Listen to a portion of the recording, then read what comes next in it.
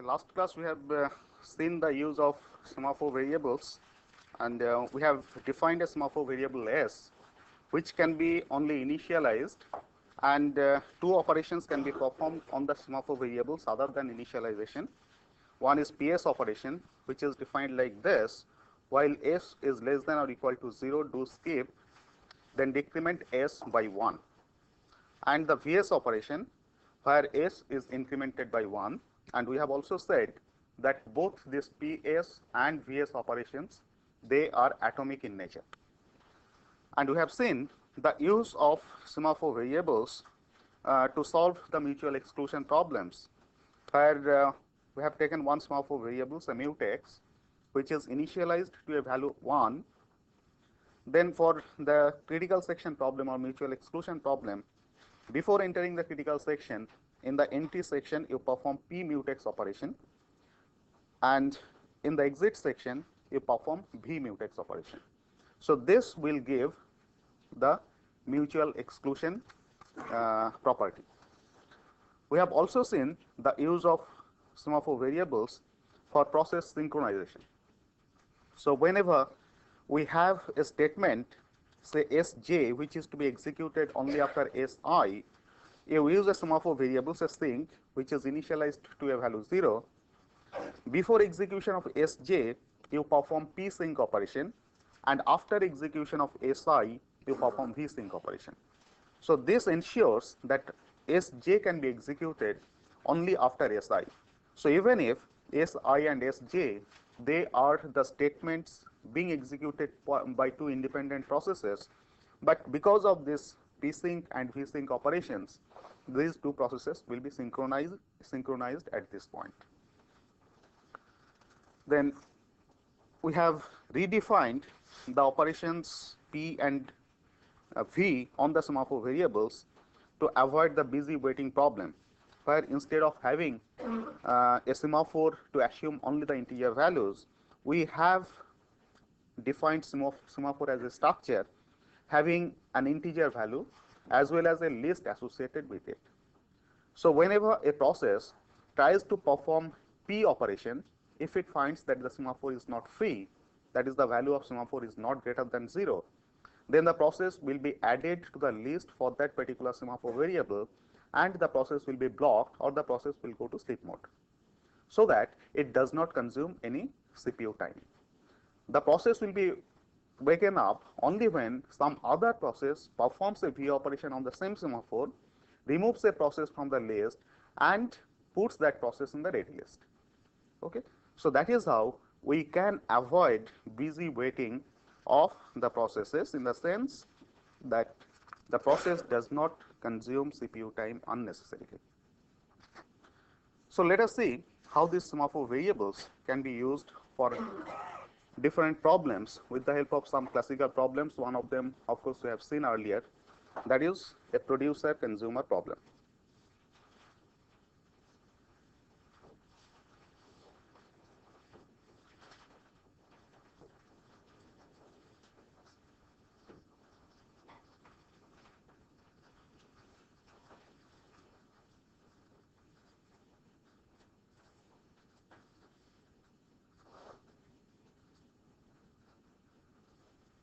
We have seen two different solutions of this producer-consumer problem earlier.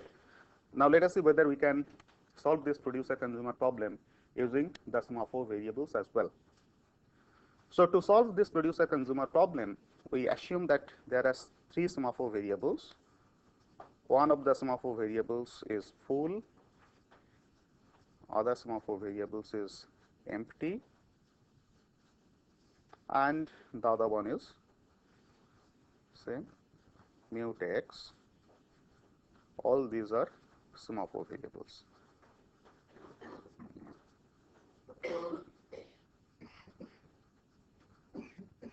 And as before, we have two other variables. One is next p, other one is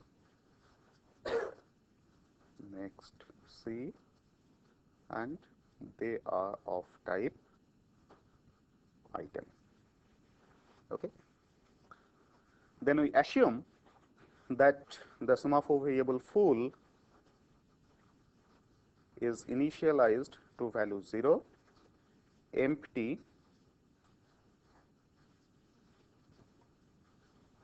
is initialized to n, and mutex is initialized to value 1. So, this is the initialization of all these semaphore variables. Then the producer problem can be written like this. I put it under repeat until false.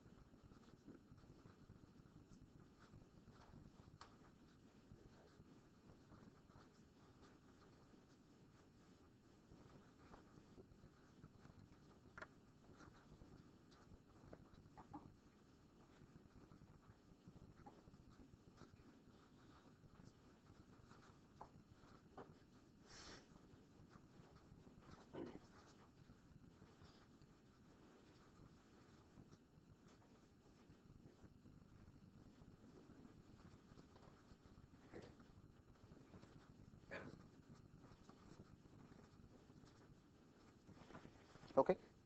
So, you can write the producer and consumer processes like this. So, whenever a producer process produces an item and wants to put that item into the buffer, firstly the producer process will perform a p-empty operation. Okay. And you find that empty is initially n, that means initially all the locations in the buffer are empty, there is no item in the buffer. Because of this p-empty operation, whenever this p-empty operation is successful, every time the value of the semaphore variable empty will be decremented by 1. So, you find that in case of a semaphore variable, every p operation on the semaphore variable decrements the value of the semaphore variable by 1. Okay. And after decrementation, if it finds that the value is less than 0, in that case the process will be blocked. So, here also first the producer process performs this p-empty operation, and because of this it is quite obvious that the value of this semaphore variable empty indicates how many locations in the buffer are free. Okay. So, whenever value of empty will come down to 0, that means the buffer is full. Okay.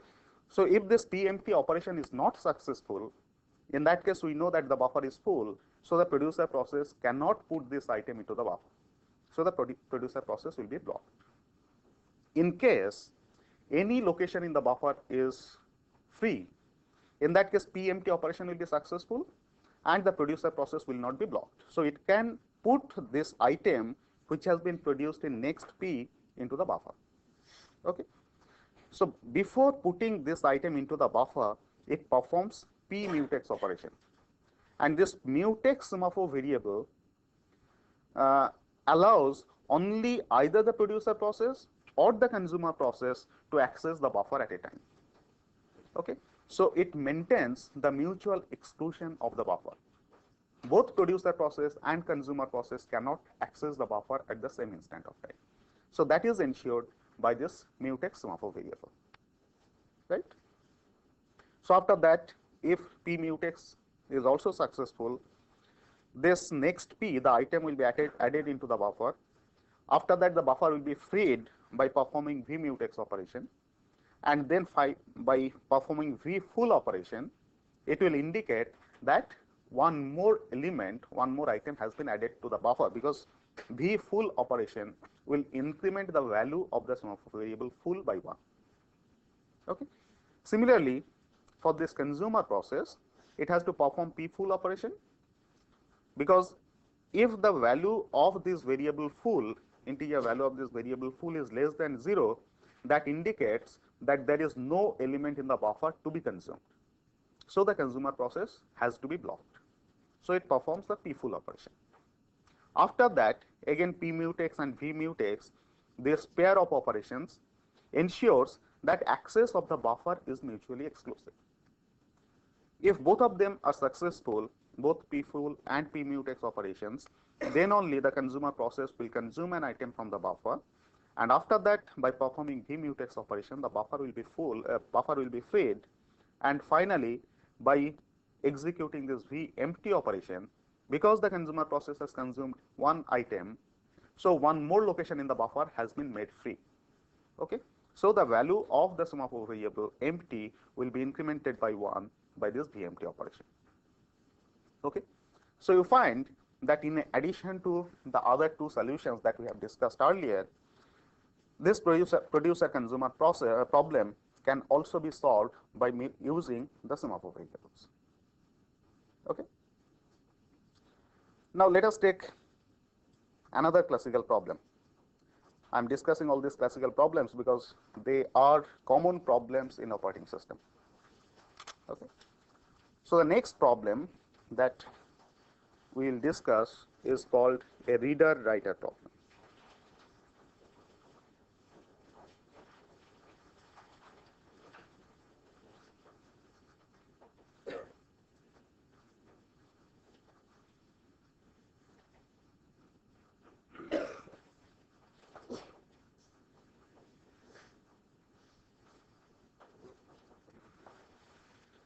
Now, what is this reader-writer problem?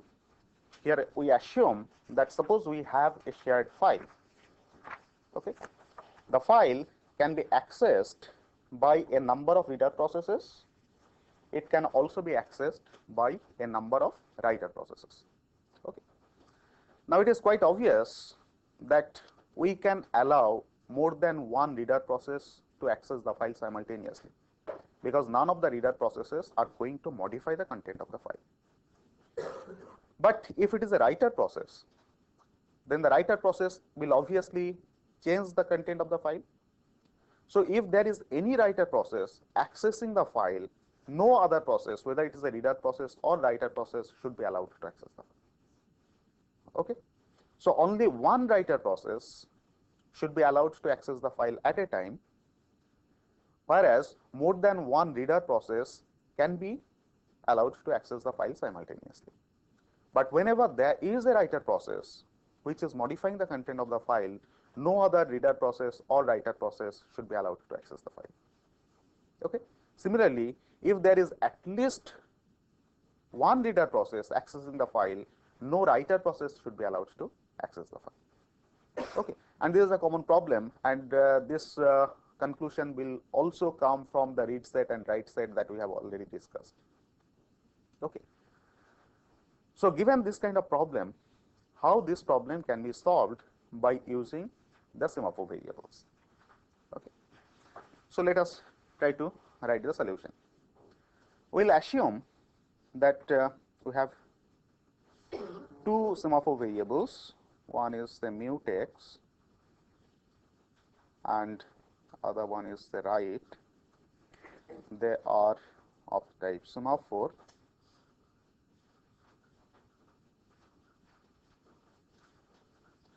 and we assume that both these semaphore variables mutex and write, they are initialized to a value 1.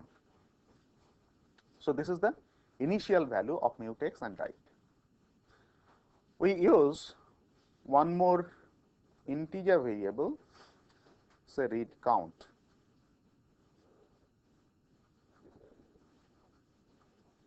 So, this read count is an integer variable,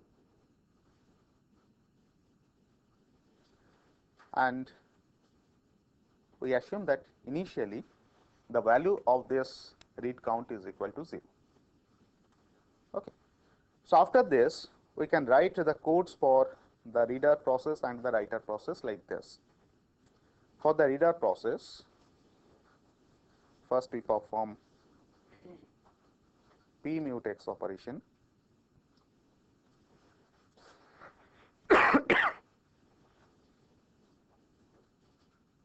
After that, you increment the read count by 1.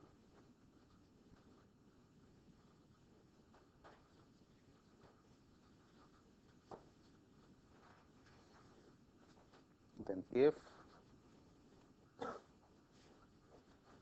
read count is equal to 1, then p write, okay, then you perform v mutex. Then the reader process goes on reading the file.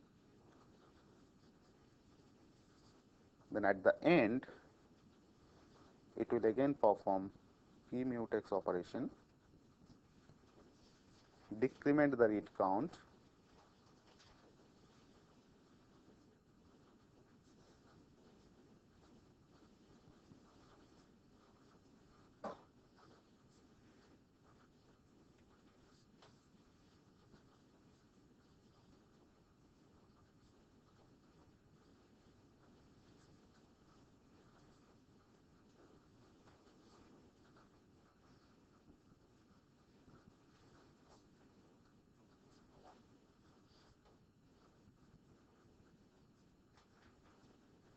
okay. So, this will be the structure of a reader process.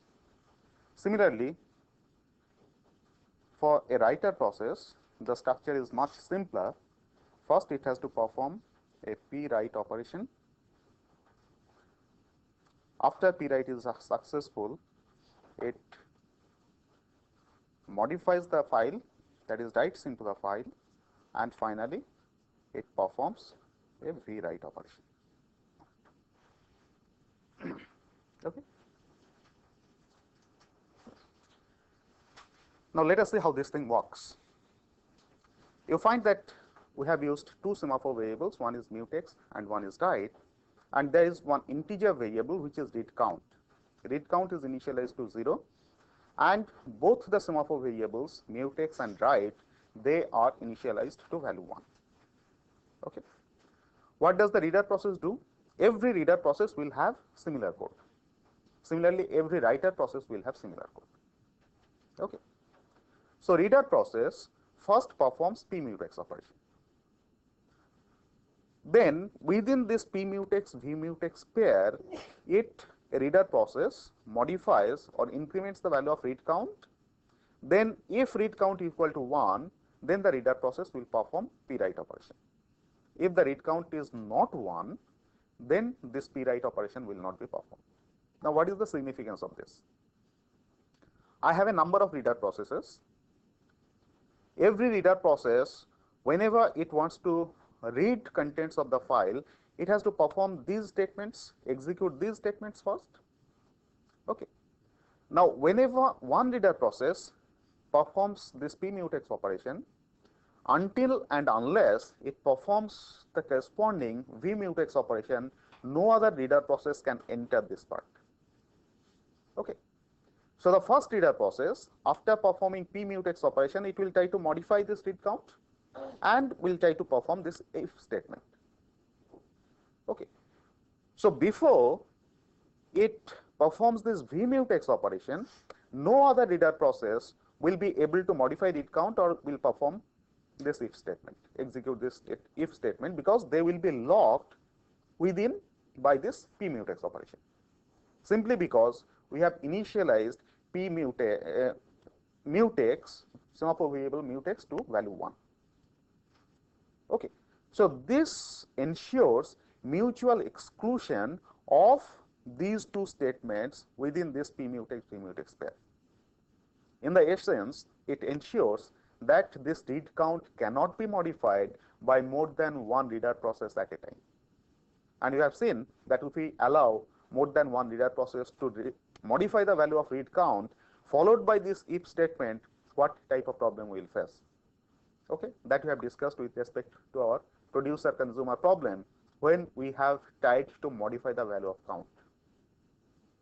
Okay. So, to ensure that such type of problem does not occur, this access of this read count variable has been made mutually exclusive, and this mutual exclusion is guaranteed by this pmutex pair. Okay. Now, let us assume that initially there is no reader process or no writer process trying to access the file. Okay. So, first time one reader process is trying to access the file. So, the reader process will perform this pmutex operation, assuming that pmutex is successful because no other process is willing to read the content of the file. Pmutex is successful, so the process is given access to this read count variable and read count is incremented by 1. Our initial value of read count was 0. So, in this case, after incrementing value of read count by 1, the read count becomes equal to 1.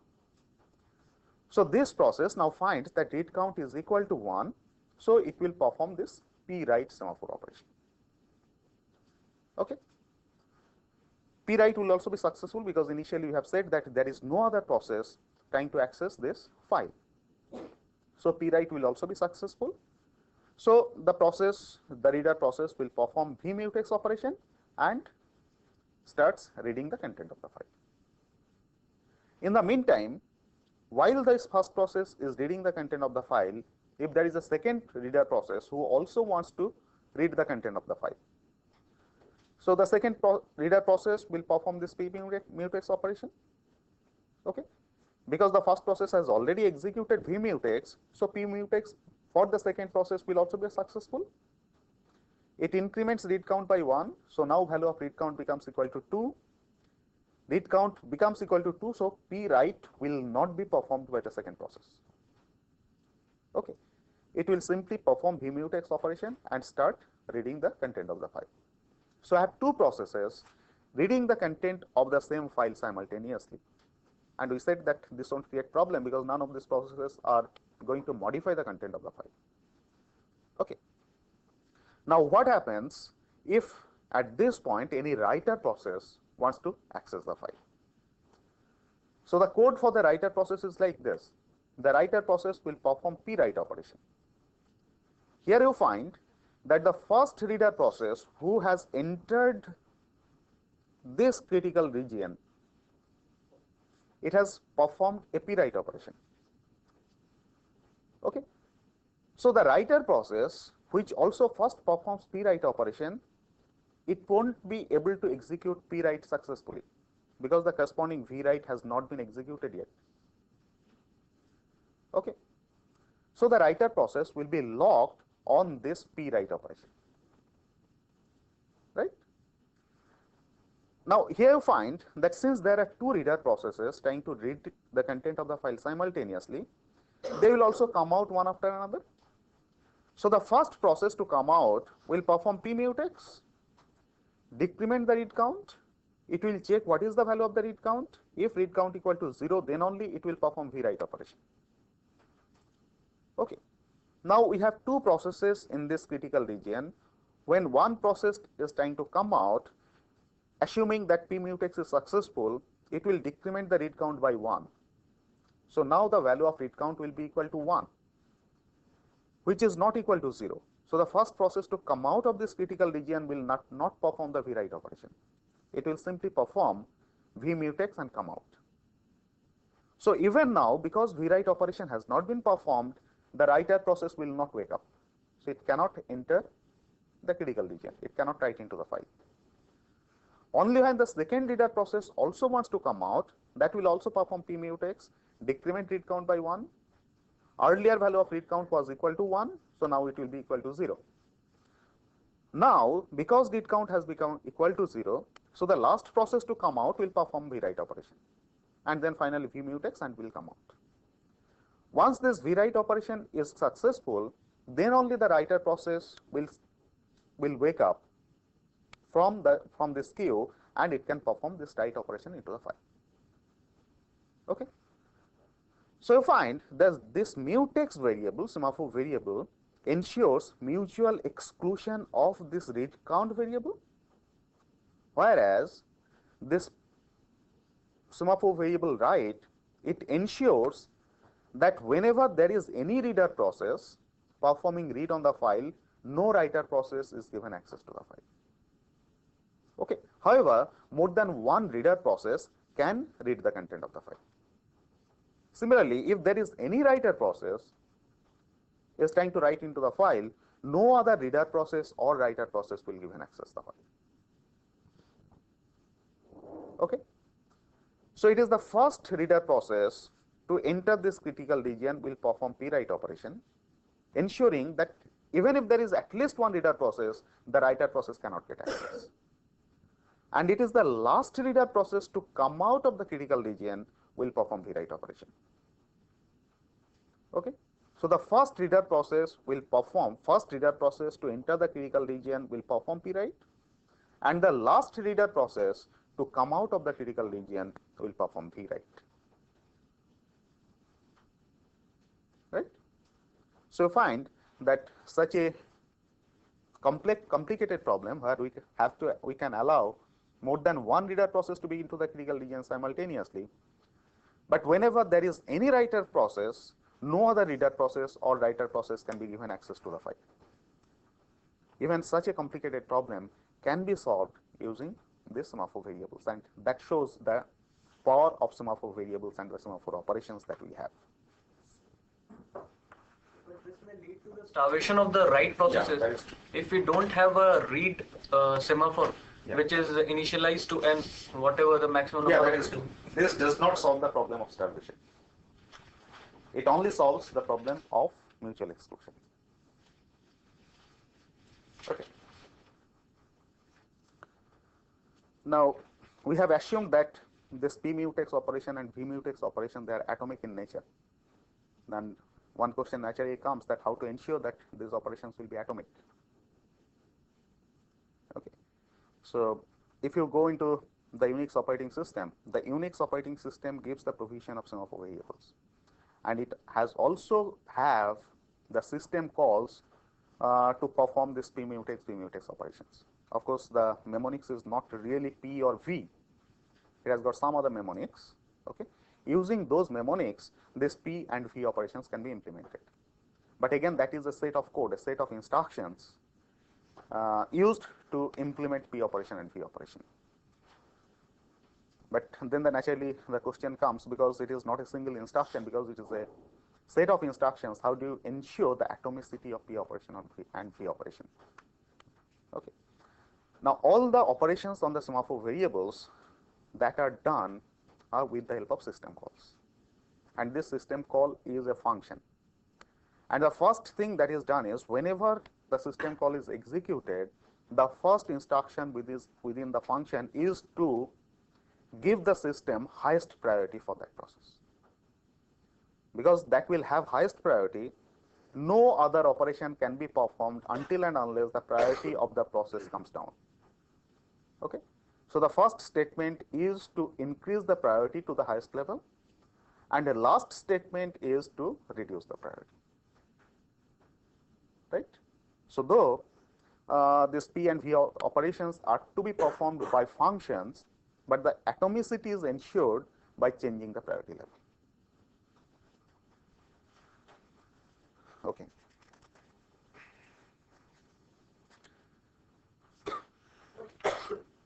Now, let us discuss about another kind of problem that we get in operating systems when we allow more than one processes to be executed simultaneously, even in time multiplexed fashion. A problem which is known as a deadlock problem.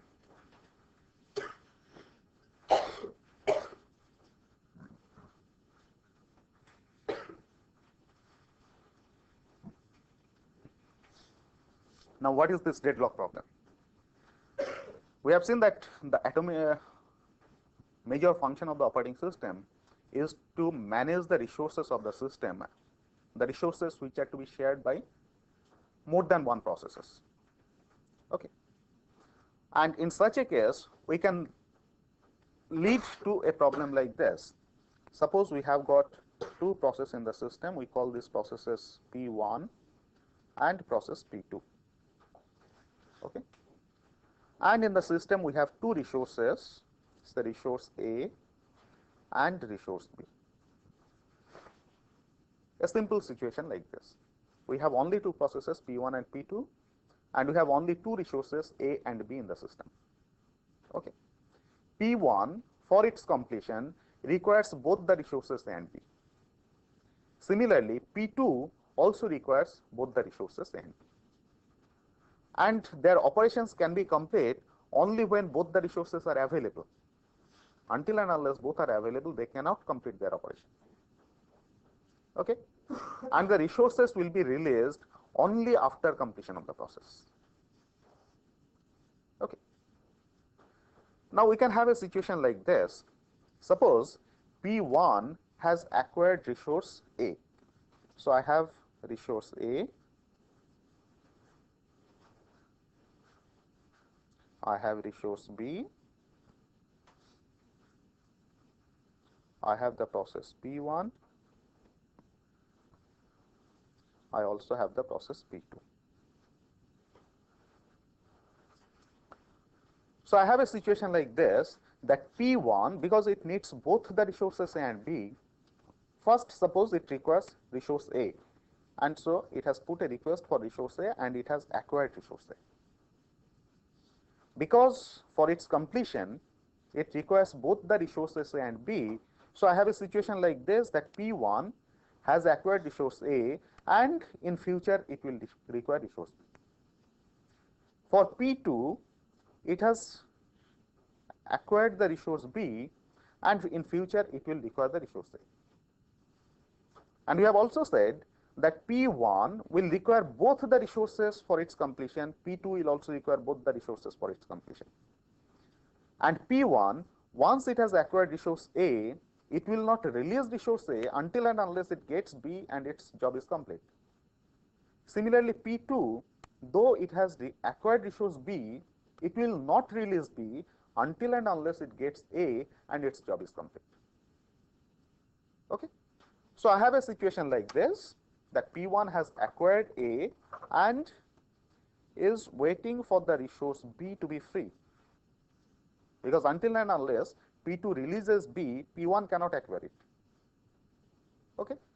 Similarly, P2, it has acquired resource B and is waiting for resource A to be released. So, you find that we have a funny situation, that P1 has acquired A, waiting for B, which can be released only by P2 after its completion. P2 has acquired B, waiting for A, which is to be released by P1 after its completion. Okay. P1 cannot complete until and unless it gets B. P2 also cannot complete until and unless it gets A. Okay. So you find that we have a situation that both these processes have acquired some resource and it is waiting for the other resource to be released by the other process, which in turn is waiting for another resource which is acquired by the first process. And you find that in this situation, neither A will be released by P1, neither B will be released by P2, and they will wait forever in such a cycle, and they will never be complete. Okay. So this is a situation or a problem which is known as a deadlock problem, and this is a very common and a serious problem which is to be solved by the operating system, because in a system we have a number of processes working independently. They ask for different resources as and when they want it. Now the operating system has to find out that when to allocate which resource to which of the process, so that the deadlock will not occur in the system. Okay. Now there are various approaches to solve this deadlock problem, to ensure that deadlock does not occur in a system, because whenever there is a deadlock, it is an wastage. Okay. So to avoid this deadlock problem, the processes or utilization of the resources has to follow some protocol or some rule. The rule is, whenever a process wants to use a resource, firstly the process has to put a request for that resource. Okay. Now if that resource is free, then only the operating system will allocate the resource to the requesting process. Okay. And once the use of the resource is complete, then the resource has to be made free by the process who has requested for it. So we must follow a sequence that first the process has to request for the resource. After the resource is granted, it has to use the resource, and on completion it has to release the resource.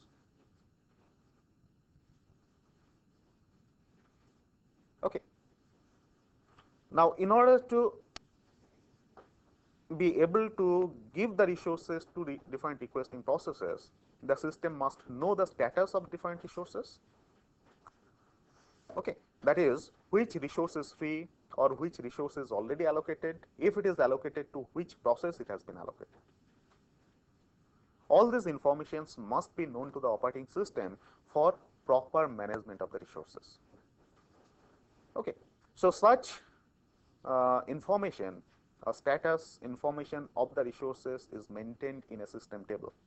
So whenever any request is made, the operating system refers to the system table to find out the status of that resource, and depending upon some criteria, it determines whether the resource can be immediately granted to the requesting process, or the requesting process will be asked to wait for some more time, after which the resource will be allocated. So it is never guaranteed that even if the resource is free, whenever I want, I put a request and I will get it. That is not guaranteed. Even if the resource is free, I may have to wait until and unless some more resources are made free, so that the operating system decides that even if my requests are made, in future it won't go into deadlock. Okay. So there are some algorithms which are to be followed to ensure that deadlock will not occur. Okay. Now, so this is the sequence in which the resources are to be requested, used, and released by the processes. Now let us say how to formally define a deadlock. I have just given the concept of deadlock and in which way the resources are to be used. Now a formal definition of deadlock can be given like this, that a set of processes is said to be in deadlock when every process in the set waits for an event which can only be ensured by other process in the set. It is a set of processes, okay, I'll write it.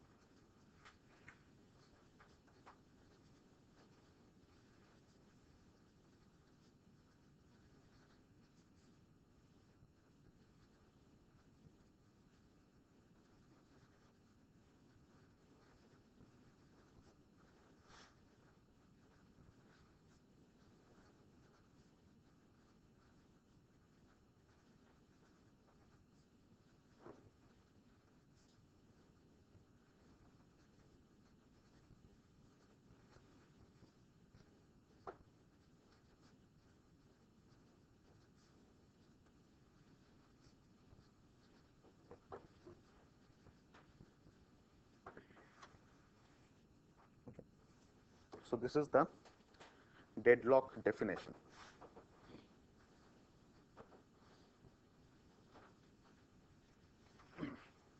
A set of processes is said to be in deadlock when every process in the set waits for an event that can only be caused by another process in the set. So in this case, what is the event? Let us come to this. P1 is waiting for an event. The event is B to be released. And this B can be released only by P2. P1 cannot release B. Similarly, P2 is waiting for an event. The event is A is to be released.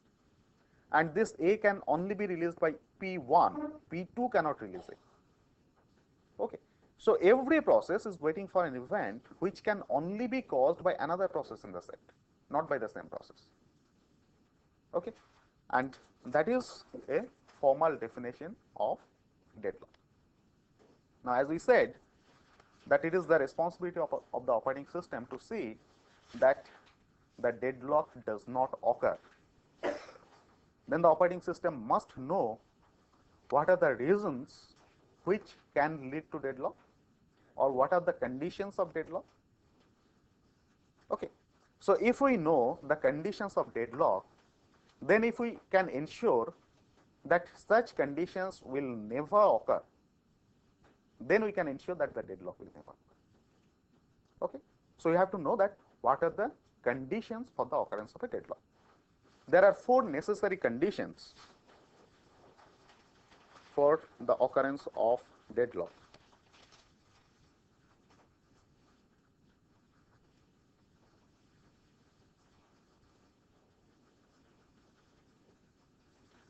The conditions are: number 1 is mutual exclusion.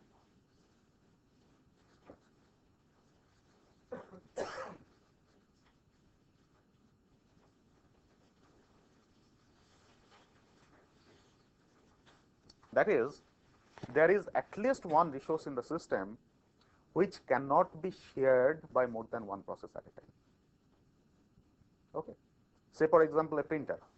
A printer cannot be simultaneously shared by more than one process, because in that case the output of different processes will get mixed up, and from the printout you will not be able to understand which is what. Okay. So there must be at least one resource in the system which cannot be shared by more than one process. So that is mutual exclusion. That is the first condition for the occurrence of deadlock. Second condition for the occurrence of deadlock is hold and wait.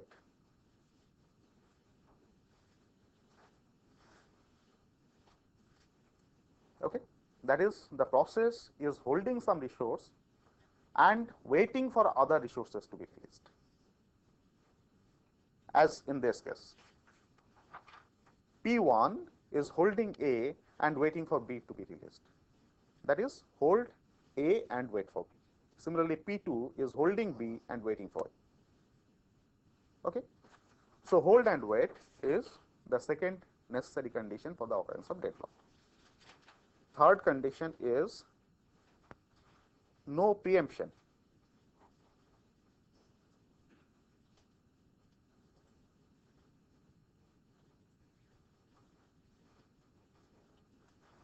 That is, once a resource is allocated to a process, the resource cannot be preempted. Only the process will voluntarily release the resource. Okay. So that is the third condition. And the fourth condition for occurrence of deadlock is what is called a circular wait.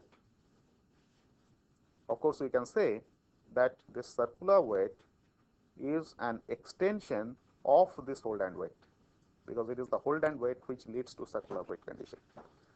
But even then, it is better to keep them as separate, because this will ease our analysis process of deadlock problem.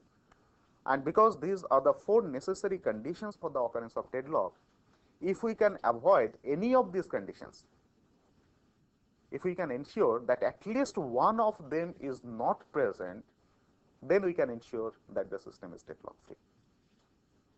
Okay. So we'll see more on this in the next class.